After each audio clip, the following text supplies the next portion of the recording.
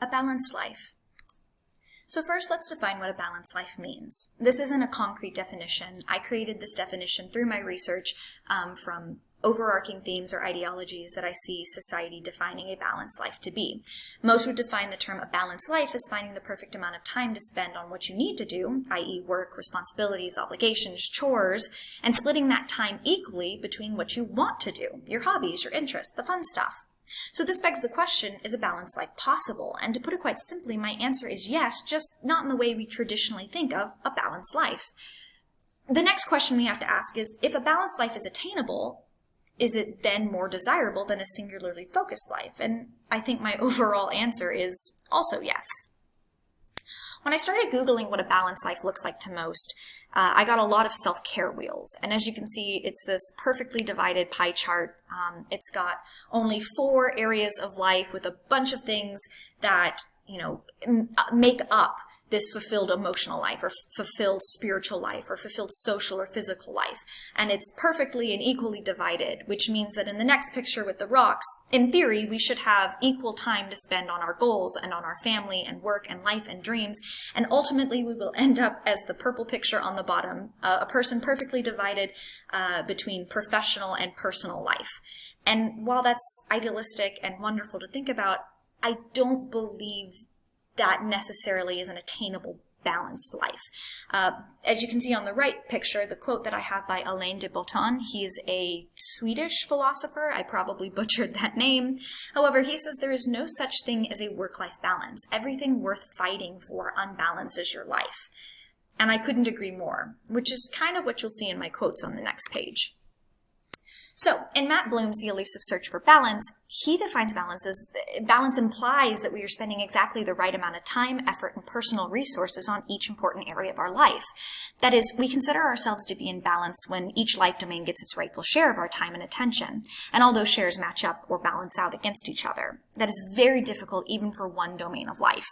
He speaks in the first part of his essay of people setting these unrealistic standards, these high standards and oftentimes vague standards that somehow are supposed to make up the definition of a balanced life. And because they're vague or because they're unrealistically high, a lot of people don't meet those standards that they set. Therefore, they feel that there's not enough time in the day or that their life is completely out of balance. He then goes on to say that what seems like balance today might not seem like it tomorrow. And even if we can achieve it, the changing world or our guilt will usually knock us out of balance once again. As a student currently, I felt that in my bones. There are so many times that as students we set these really high expectations, these really high standards for ourselves to meet. And either we don't meet them and feel like there's not enough time in the day and that we failed or that we're not living up to our potential, or we somehow do meet these very high standards and we're left with free time and we end up feeling guilty about it, that we're not putting time into something more productive. And so we jump into the next project and kind of forego self-care or personal time or whatever it is, therefore knocking us out of balance. So in that ideology, a balanced life by traditional standards is at worst impossible or at best just unrealistic. So the next quote I got is from the piece Don't Quit This Day Job by Karen S. Siebert. She's speaking this quote in regards to a doctor profession. And even though I'm not wanting to be a doctor at this moment, I do want to go into the healthcare field. And this kind of spoke to me. It's this idea that as a balanced life, you can have it all as long as you're able to juggle it, balance it, maintain it. And if you can't do that, then you can't have it all, and you're living an unbalanced life. It's an all or nothing mentality, which I think is kind of ridiculous. She goes on to say, you can't have it all. I never took cupcakes to my children's homerooms or drove carpool, but I read a lot of bedtime stories and made it to soccer games and school plays. I've ridden roller coasters with my son, danced at my oldest daughter's wedding, and rocked my first grandson to sleep. Along the way, I've worked full days and many nights and brought a lot of very sick patients through long, difficult operations. She takes this all or nothing mentality and shatters it. If you go into life understanding that you can have a balanced life, but you can't have it all, you're gonna be a lot happier when you realize that not having it all doesn't mean that you're left with nothing. Sure, she missed out on some moments with her kids, but she didn't miss out on their childhoods. She was still able to maintain and work her vocation as a doctor and have a very fulfilled life. So no, she didn't have it all, but she had a lot. So if we want a balanced life, how do we get there? This kind of brings us all, full circle to the idea of, can a balanced life actually be achieved? And my vague answer is kind of spoken to in this. The answer is yes. We just have to redefine what we mean by balanced. We need to understand that one person's idea of balance can differ from another's. There's so many people that I know in healthcare who want to have the healthcare job, but also have the marriage and have, children and be a parent and maintain a household. And that is super admirable. For me personally, I don't see children in my future. I don't want necessarily what would be seen as a traditional future for my life. And if I held my life up to somebody else's and thought that, the idea of marriage and children and the household is what it means to live a balanced life because it's having it all, then I in turn would be living an unbalanced life. But I don't think that's necessarily true. My definition of balance, my standard for what's a balanced life for me is different, but just as valid. If I don't have kids, sure, I'll have more free time. And if I love to work and that's where I want to spend my time, I can do so. And that doesn't necessarily mean that my work and personal life are out of balance. It just means that my definition of balance is different, and that's okay. And we also need to understand that balance can differ by the day, as Matt Bloom said.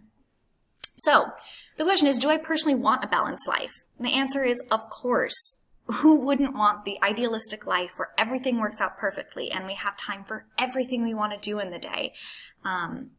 Of course, I would want a balanced life. But in reality, I realized that the type of commitment I've made by pursuing the career I've chosen, I have to redefine my definition of balance daily.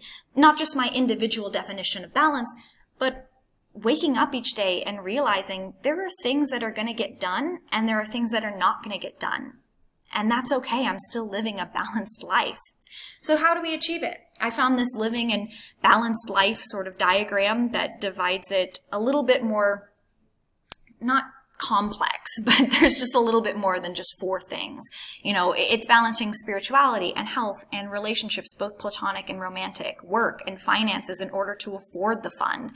And it's breaking it down into more realistic goals, more realistic standards or goals to set for yourself.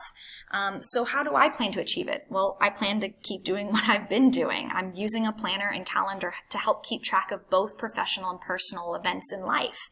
And I'm making time for things that bring me joy in life. I'm not prioritizing my schedule. I'm scheduling my priorities. And that's made me feel more balanced in my life. And the biggest thing we have to teach ourselves, me especially, is we have to be okay if plans change. Life happens, and that's absolutely okay. Just because you don't accomplish everything you want to do doesn't mean that your life is unbalanced. It just means that life has happened. So what? Well, at the end of the day, a balanced life really depends on the individual, and even then can vary day by day. We have to become comfortable with the notion that we cannot have it all. But again, that doesn't mean that we can't have anything. That doesn't mean that we're left with nothing. Life is unpredictable, and by its very nature can throw a metaphorical wrench in a plan for a balanced life. So long as we're flexible and realize that there are going to be some days where we put our efforts into some tasks, which logic dictates other tasks will fall short at times, and that's okay, we'll have a balanced enough life to be happy. So my biggest final takeaway is we have to find what a balanced life means to us. And once we figure out what that definition is, go after it. We have to form loose schedules to help keep track of our day, but be flexible enough if things don't work out exactly as planned. We have to be sure to take time for things to recharge ourselves, like self-care, mental health check-ins, spending time with family or other people that recharge our batteries. And sometimes that can be work too. We can recharge at work if that's something that brings us happiness. But the biggest takeaway is don't be so hard on yourself if your quote-unquote balanced life doesn't look the same as someone else's, because I promise you, it is just as valid. Here are my references, and thank you so much for listening.